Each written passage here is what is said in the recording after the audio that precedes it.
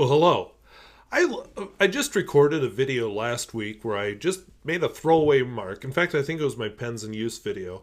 I made a throwaway mark that you get what you pay for, and I implied that the more you spend, the higher quality you get. Now, there is some truth to that, I will admit, but I was quite rightly taken to task by Chris Rapp 52 because it's not entirely true. Excuse me. What you really want to be looking for is value. And here's the trouble with the word value. It's very subjective. So I'm going to spend a little time in this rodeo. We're going to look at a whole bunch of different pens, including some that are supposed to be slated for giveaway that luckily I haven't given away yet. And we're just going to talk about what does value mean in this context. So right here underneath the document camera, I have 4 pens that are kind of a kind. Don't want to get into that biblical kinds thing because ew. But, here's a Jet Pen's Chibi. Here's a Noodler's Charlie. A Malarkey, which I've not reviewed yet. Thornton's Novice. And a Platinum Preppy. And I would include a Pilot Varsity in this. Now, these are very low cost, super entry level, almost disposable fountain pens. Although, most of these are refillable in some way. So are you getting good value here? I'd say yes, they write well. The only one I might question is this little fella, the Malarkey, just because when you see the review, I will talk about it, but I'm having issues with that one drying out. So if it's not working well, yeah, it was cheap, but it's not value. Now I'm going to throw a wrinkle at you here. Platinum Preppy, let's set these other guys aside. Platinum Preppy, and here is a Platinum Plaisir. Alright, so Platinum Plaisir is several times more expensive than a Platinum Preppy, and you get a metal body, looking good. And then we uncap these puppies. Oops. Chase them away. Oh. Same nib and feed. So really, is the Plaisir a better value? I don't know. I can't eyedropper a Plaisir. I can't, it has kind of the same limitations as far as cartridge converter. I'd say not. You get metal, but does that add value? Now, I say no. Somebody else may say, okay, annoying writing everywhere, nice, classy, finished appearance. That's value. So there we're getting into the subjective thing. To somebody, that might be worth the money. All right, let's look. By the way, this is where I wish I had a big desk in front of me instead of this tiny little dinner tray table, because I don't have room for all these pens, so this is going to be a little icky. I'm going to throw 3 very similar pens at you. These are all Pilots. They basically have the same nib and feed and converter system. We have a Pilot Metropolitan, Pilot Kakuno, and a Pilot Prera. Of these, the Pilot Prera is the most expensive. Now, if you're coming along, you just look at these pens and I say, and you know nothing about fountain pens, which one are you going to say is the most expensive? Probably this guy, the Pilot Metropolitan. Now, why is that? Well, it's metal. So I actually don't know why the Pilot Prera is the most expensive of these. Now, in fairness and in the interest of full disclosure, I bought my Pilot Prera on sale for about less than half of what it normally retails for. So, yeah, it is actually pretty close to the Metropolitan. You know, and the Kakuno is special because that's a kid's fountain pen, and it smiles. Can you see the smile? I can't tell. It smiles at you. Pay extra for the smile. They say waitresses that smile, and waiters probably, get tips back. Get more tips. Do they add value just because they smile? All right, let's set them aside. By the way, kind of just for giggles and snorts, except for the clip, these 2 pens have the same shape. They have the same number of sides around their body. They're both plastic, although admittedly one has a metal cap, the other one doesn't. Is this one really worth several times more? This is, by the way, Faber-Castell Ondoro. Is it really worth several times more than the Kakuno? You getting value? I'm raising a question. What do you value? Now, writing experience, I'd say this wins. This Undoro. Feel in the hand, the Undoro wins. Appearance, the Undoro wins. Although it doesn't smile at me, and I will admit that smile is one of the biggest reasons I fell in love with the Kakuno. So there is that. All right, so let's set those guys aside. And let's jump up well, okay, we did jump a little bit. Here's a pen. It's a little bit cheaper than this pen. This is a Lamy Safari. Now, here's why I like the Pilots, why I like the Lamy Safari. When I buy a pen, the most important thing to me is it's got to be able to write. Now, yeah, I've kind of gotten into that vintage thing, so I've done some playing around and fixing and stuff, but overall, that's my main focus. It has to write. Anything else is gravy. This guy writes. Looks good. Nice snap cap. Multiple nibs I can put in it. I'd say good value. All right, let's get a little weird here.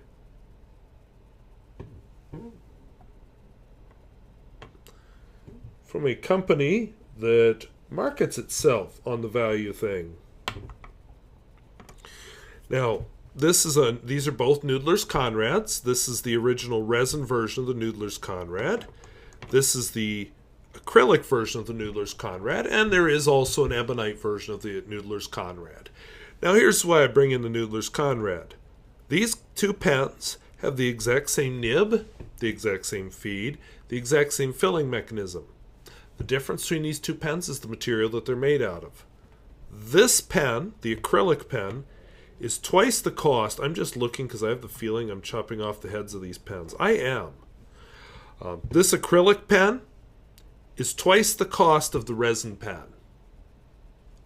You're paying for the material. Now, I will admit, this is a gorgeous material and is probably one of my favorite looking pens in the whole collection I have. There's something about it that's just magic. But is this pen really worth twice what this one is? Well, do you value the materials? That's a big question. So, since we're talking materials, here is, if you like gold nibs, here is a pen with a very nice gold nib. This is a Platinum 3776. They come with gold nibs. They are some of the least expensive gold nib pens you'll find. This one's actually a soft fine.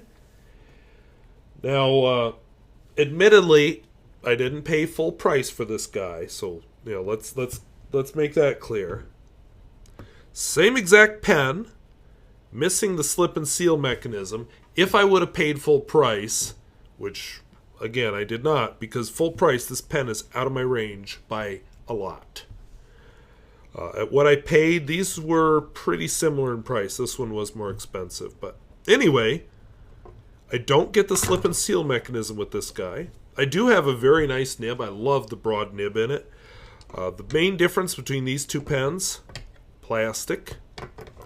Also plastic, but it's a special plastic called celluloid, and I think it looks fantastic. And you know what? My value here was how pretty it was. Now, I don't value it enough to pay full price, because, oh my gosh, would that be is that an expensive pen? But at what I paid, yeah, it was worth it. And that appearance added a lot of value. So don't discount cosmetics when you're talking value. Now, let's look at a couple others here. Well, what the heck, let's bring in another member of the family. Another Platinum 3776. This, of the three, which one would you guess is the most expensive? Well, obviously the one in the middle. Which one did I pay the most for? The one at the end here, at the bottom, this Yamanaka. I'm just going to hit the focus button. I think it's focused, but my monitor is, well, you've seen it. It's in tough shape. This Yamanaka finish, it's a special edition. It's even numbered. So you pay extra for that. Now, I liked the medium soft nib. I really liked the appearance, but Does it add value? Cosmetics are something. All right, I want to throw some different options at you. Now, I had my freshman do a lab Friday. Sorry, it was Friday with the 99-cent version of this pen. This is the $3 version. Now, the 99-cent version, wow, the only thing that was worth using was for a lab where I don't care what happens to them, because some of them leaked, some of them didn't fill, some of them dribbled the whole lab. They were awful. And, low quality materials, low quality workmanship. This is a much better pen. This is worth the $3 extra. Got my value there. All right, so this $4 pen, I would say, is a greater value than the 99-cent brethren. And while we're on that subject, let's bring back, told you, tiny table. So just bear with me here. Let's bring back this fella. Let's bring up his metal friend. Do I get greater value because of the metal? I don't really think so, but if you value the metal. See, I was going to organize them all by story, but then I realized I'm switching around. You saw this guy when I did my knockoff video. $3 pen, and these are both, I don't know, in the 20s or 30s. A bit more. Does the same thing. These are a little nicer fit and finish, but do you have the extra value there? I like the fit and finish better, but I will admit this guy is a surprisingly nice pen. We'll set him aside. Let's bring in another guy. This is a Lamy Studio. Lamy Studio. Now, clearly, two of these are black nibs. One is a silver nib, but still, same nib. All three of these fellas, or ladies, or whatever they are. All same nib. So, is the Lamy Studio worth more? Because first of all, metal. Second of all, much better fit and finish than these other two pens.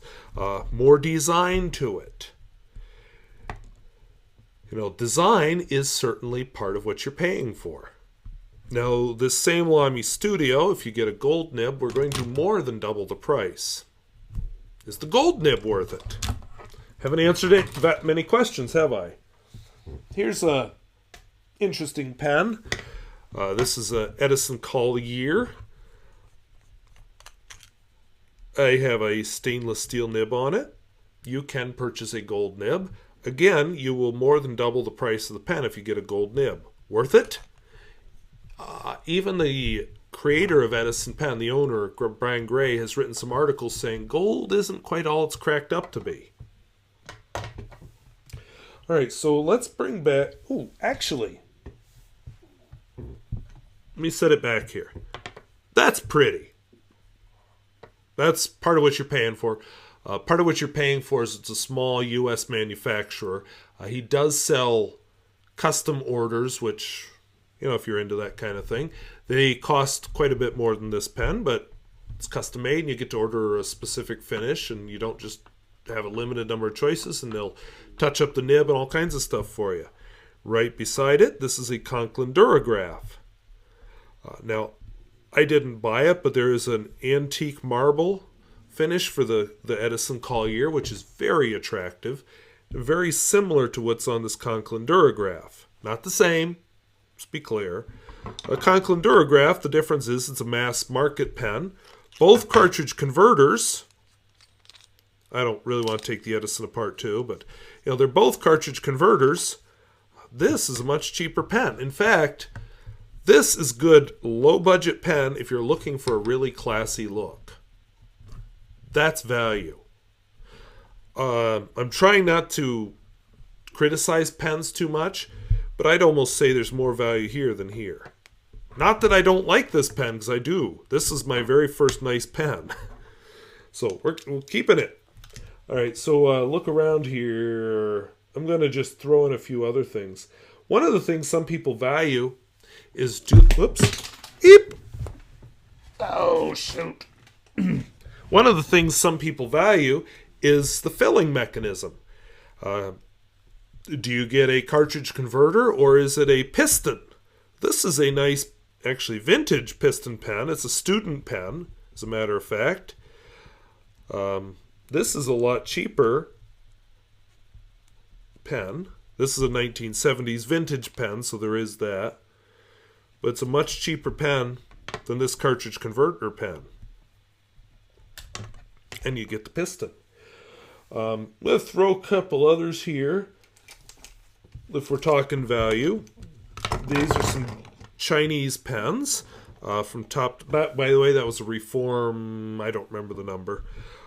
Looking from top to bottom, we have a Jinhao 750, a Bohr, I don't remember, a Beauty 8001, and a Jinhao 599. All about the same price. Metal, plastic. Metal seems to be the material. This has actually got, these two have some nice design. Let's set the others aside. Some nice design here, but well, if you look at my review of this guy, which I don't remember its exact name, but it's the only Bauer right as of this filming, I can't fill it with the enclosed converter. I don't know why. I have to fill the converter separately and then put it in the pen. That downs the value quite a bit. Durability would be quite the thing. Now, this is one of the few pens I didn't grab, but I have a Delta Serena, which I was actually going to give away. Thankfully, I didn't tell the person. I even had a person picked out I was going to give it away to, just because it wasn't my kind of pen as it turned out. And yeah, I probably should have sold it, but it was somebody I thought would really, really like it. And then I dropped the stinking thing on the floor after I cleaned it. And the barrel snapped. Now that's low value to me. Now admittedly, things do break if you mishandle them, and that's mishandling. Part of it's my fault. But just tonight, I forgot this guy was in my dress shirt when I changed into this to go shovel snow. Yes, I'm shoveling snow outside. That's why my hair's all messed up. This hit the floor, bounced, went skittering under the bed. I had to get down on my hands and knees and crawl under the bed to retrieve it. Not a mark on it. Plastic. Well, actually, it's Macrolon. So that durability is good. Also, you get a very nice piston mechanism. Now, since we're talking pistons, also a piston. Also a piston. Piston pen. And just for fun, let's throw in another piston pen from over. Too many pens floating around. I want to throw in a Noodler's Conrad. What the heck? Piston! All right. So I want to say a couple things here. First of all, value here is it's easy to repair. It is a decent writer with this Noodler's Conrad. Here, this Pelican, several times more expensive than this Noodler's Conrad. I'd say some things about it are a little classier looking. The demonstrator thing, if you're not into demonstrators, you may not like that.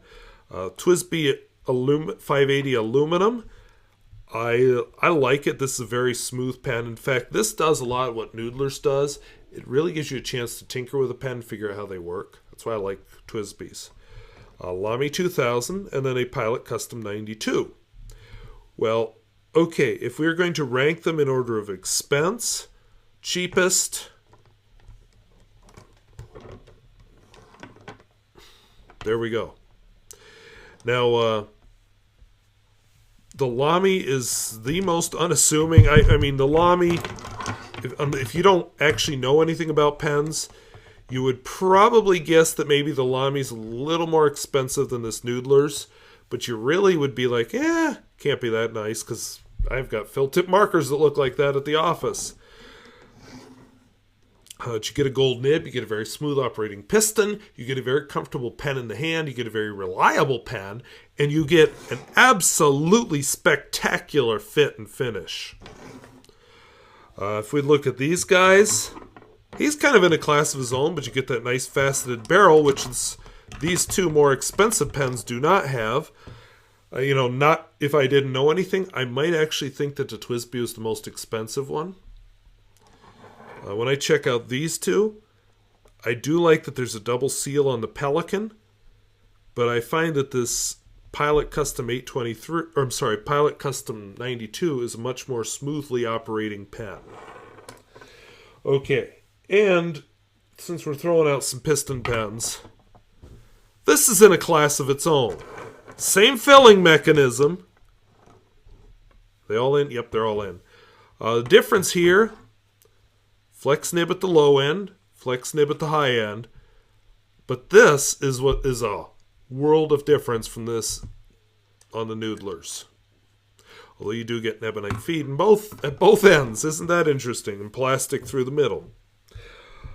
I think I've just about wound through my examples. So I want to throw out in a different direction for a minute. What makes these pens so much more expensive? Okay. Material, volcanic rock mixed with some kind of resin, palladium Dream Touch nib, a very clever capping mechanism. One thing I'm not so thrilled with, right there, but then again it's a used pen, so apparently the My Pen system, the magnet was just bad, and that's what you get when you buy a used pen. Because it fell off one day and I can't find it and I can't get anything to stick, so I may just glue something in there. Celluloid. So materials definitely add. Now, do you value the material? If you don't care about the material, you might be just as happy with this guy. Plastic. Filling mechanism, you could save even more money. Oops. I shouldn't have this many pens out. This guy. This is a Pilot Custom 74. Pilot Custom 743. Okay, 743 is a little bit larger. Both screw caps. Both actually, I'm not going to undo it, but they both actually have the same converter. Both have gold nibs, as a matter of fact. Now, this is a number 15 nib on the 743. The other one is a number 5 nib. Sorry, I couldn't read that. So you're paying for a larger nib, and this is a Falcon nib. But this 743 costs a little more than twice what the 74 cost. You getting the value? I love that Falcon nib a lot. To me, that was worth it. I actually was going to swap out nibs because this 823 has a number 15 nib in it also. Main difference, okay, the 823 has that nice amber resin. Also, the 823 is a vacuum filler. That's why it's a little more expensive. Exotic filling mechanism takes more engineering and more careful drilling inside the barrel if you understand how a vacuum filler works. Okay, now before I come to a conclusion, I'm going to add one other wrinkle. Let's get all these out of the way. And I have a lot more pens here I could show you. Oh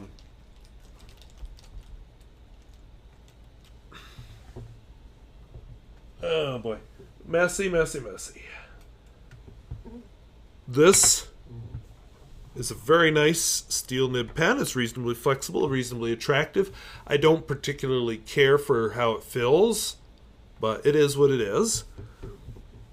Now on the shelf behind me here, if you look back at my review of this Wall Eversharp Skyliner 50, I may have mentioned a little displeasure that it came with this die-cast metal car. How much did this add to the cost of this? Now, to some, apparently this car adds value. To me, I just say, I don't really need a car.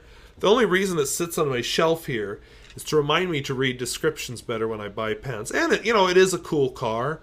But, honestly, if some kid comes to the house, not that there's ever kids in the house because I don't deal with children well, that's why I teach high school, and the kid wants it, I'll just be like, hey, go nuts, kid, have a toy. So I don't really much care about it. But I would guess to the Wall Eversharp people that must have added value. Some of these nice pen cases pens come in, add value to some people. I see them talked about in reviews. I don't care about the pen case. Put in a nice little cardboard sleeve to protect it and ship it to me. That's all I want.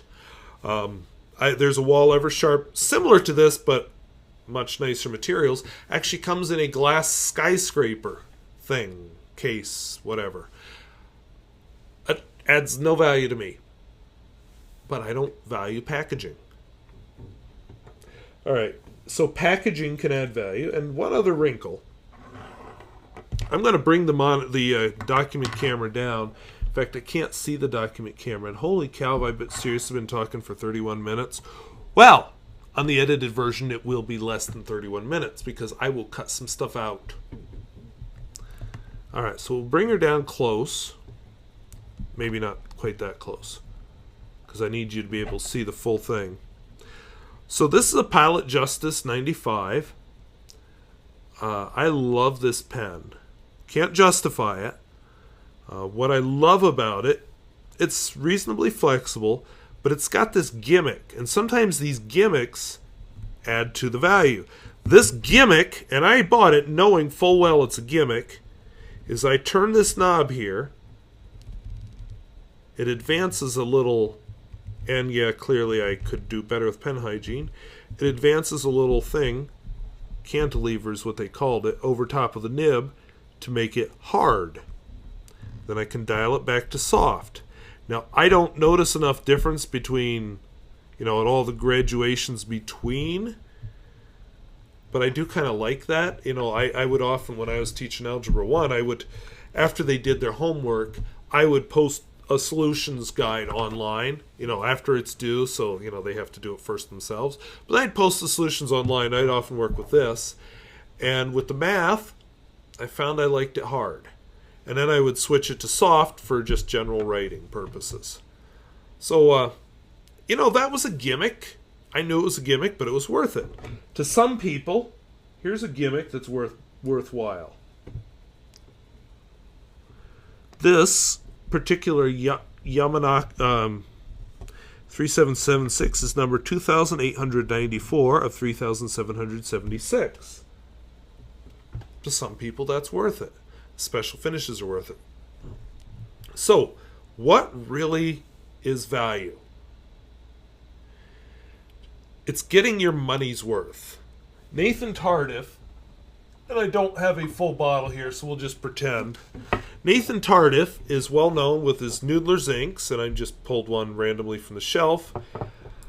This has been used a few times, but he is known for filling his inks to the top to give extra value. Is it extra value, or is it just perceived extra value? And that's part of what value is perception. If you feel you're getting your money's worth, or you feel you're getting more than your money's worth, you're getting value. And that comes in a lot of different forms. Reliability at a low cost. Nice materials and reliability at a low cost. Maybe a special edition is valuable to you. Maybe it's materials. Maybe there's a gimmick that you like. Where's my gimmick? Come here, gimmick. Maybe you value fit and finish.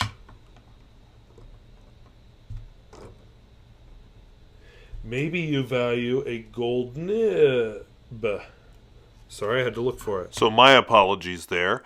I had a problem that I didn't expect, which is the last part of the video cut off. But what I want to leave you with is value is subjective. There are certain things, depending on who you are, that you value. And that's how you pick your pens. Now, let's just be honest.